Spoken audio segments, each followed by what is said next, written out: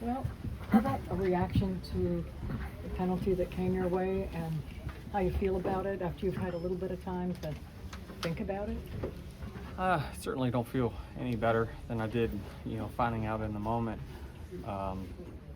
It's really hard. It's really hard in this kind of format when you work so hard in the regular season, right? To get all those bonus points, it's really tough to see it just wiped away. And so, but it's part of it, and we got to just overcome now. What's going through your head when like David Wilson and them are explaining what happened to you? Just had questions, try to get some clarification on exactly how, what, when, and all that stuff. But they obviously were very regrettable to have to give me that information when they did, and so I feel bad for them because I knew that they did not want to have to bring me in a room and tell me that it was we're going to have something that is going to affect our season. How do you respond, Denny, with this? Like, in terms of, do you speak to the team and say, okay, we've been kicked right now, but we've got 2 races to go? I mean, how do you rebound from this and respond? Yeah, I mean, you just gotta. So what now? What? I mean, you have to just figure out, what's the best path forward, and the best path is just to win, right? And win, and just make sure you can finish races the best you can, and obviously our room for error is gone now, and we just will hope to get through the rounds. Do you wonder what's next? I mean, my goodness, and it's a long enough career, but you've talked about all the crazy stuff, whether it's Talladega roof hatch, the Hail Melon, the Homestead stuff. I mean, and there's many other things. It just seems like it's a ongoing list, and this topic. This definitely tops it for sure, because it was something that didn't happen in a certain moment, right? It was hey, we got to go back to kind of tell you what happened a while ago. So, but I mean, should I be surprised? I don't think so. But I mean, it's I don't know. It's hard to not feel and be negative in the moment, and I am in the moment. I feel negative about it, not about the decision or anything like that. Just about our season, and potentially what it could or couldn't do. Do you wonder why this stuff keeps happening to you?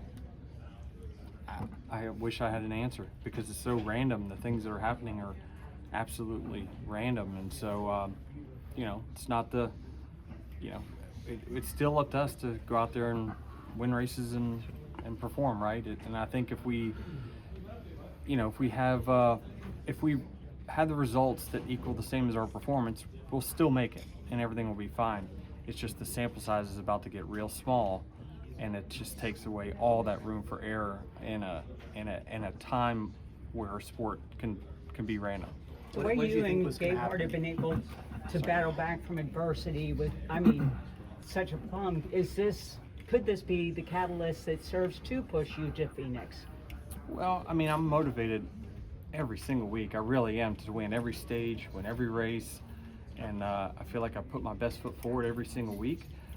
So there's always, you can get a little spur of motivation from things like this. Absolutely, I think that the team, received it in a sense where they're motivated. I'm certainly motivated, but again, I don't need motivation. I just need results, right? And I just I'm going to do the best I can to get the team the results that they deserve each week. Do you feel like it hurts your integrity, or in the way people look at you, or do you feel, or at least the people that you care about, believe that it's a TRD thing and not JHR thing, or your thing? Yeah, I mean, I think that negative people will have a negative outlook on it, certainly. But anyone with any education on the subject would know that it was an isolated incident, and everyone makes mistakes.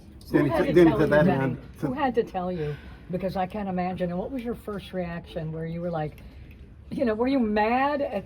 You handled it well publicly. We haven't heard much from you. Who told you, and what was your initial reaction? Yeah, I mean, it was the TRD guys, David Wilson himself, and Tyler and Andy and those guys, and trust me, I walked in the room and saw it was just me and my crew chief and them and Gibbs. I knew it was something bad.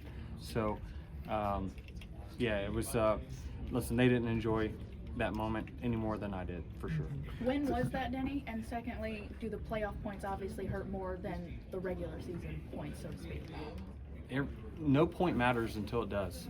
That's the truth, is that it won't matter until it does. And so, you know, the couple of years that we've missed the cut from the Final Four, it's been the Hail Mail and we've had the power steering break at Homestead. You know, so it comes down to a couple of points here and there. It just means that we're gonna have to be even that much greater when we get down to the, you know, second and third round. So I think, you know, they told me, you know, on Wednesday they needed to meet, and Thursday we met, and that was it. What's the gut punch part of this that got you so down? Just, I knew, you know, you celebrate, you know, these 1-point stage victories and race victories so much because of, you know, that, man, every round I've got that. And when I look at, like, you know, we're in contention for the regular season, that's gone. You know, what we're potentially lost and could lose more, you know, like Blaney wasn't going to reach us in points. So at the worst, we were going to be 4th. We could go back to 8th, 9th.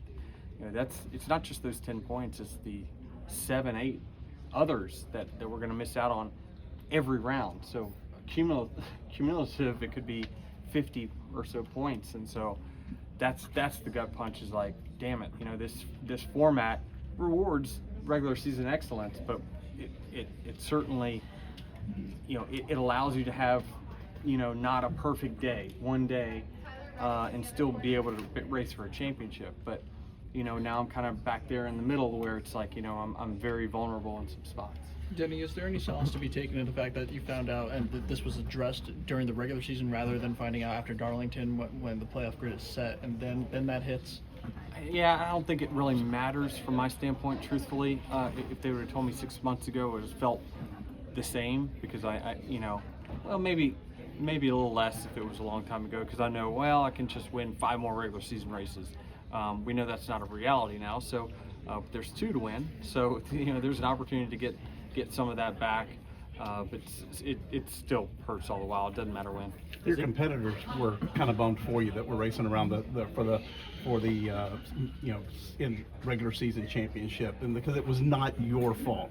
Do you take any solace in that at all? And, you know, to Bob's question about the integrity, this isn't on you. No, it's not. You know, but the rule's clear, and certainly, you know, I think the rule probably was written at a time where most of the teams were building their own engines, and so I think that it's a little bit different now with how engines are through all manufacturers are a little bit different.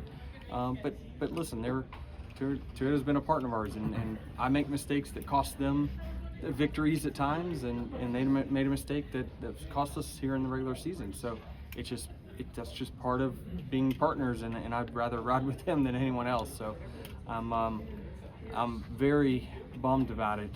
Certainly, do I take solace in other drivers saying that sucks? Sure, you know, but you know, when you're all done racing, you care about your legacy, and you care about, you know, what drivers think of you from a talent perspective. And certainly, I feel like, you know, we're one of the teams that every week you're going to have to beat. We're always one of the up top, one of the favorites, and, you know, it's because of the team that Chris has put together, and I get to drive it. So we're just going to try to get more wins and see what it all stacks up by the end of the year. Would you like to see more gray area in the rule book, or do you like that it's black and white? And yeah, I mean, I'm certainly more in favor of, you know, just run the rules as they are. Certainly, you know, I think that you know, this put a lot of people in some really, you know, hard positions for sure. But you know, NASCAR did what was right, and that was go by the rule book. Should a race-winning engine just be torn down after a win? And you know, they used to give credits, like you actually get it count as a second use even if it wasn't. Like this seems so. This is part of the cost cutting that we've been doing in our sport. This is a side effect. Is it cut costs? Yeah, because you have to rebuild the engine more times than what you want to, right? So they want to run the engine, you know, 3 times or so. So if you win on your first attempt with the engine, you don't want to have to rebuild it. You want to run it 2 extra times. But if you tear it down, it's got to get rebuilt again, and that costs money. So you ran this engine one other place. Do you know where that was at? I ran it last year. Oh. And then I ran it at Bristol and Darlington. Okay.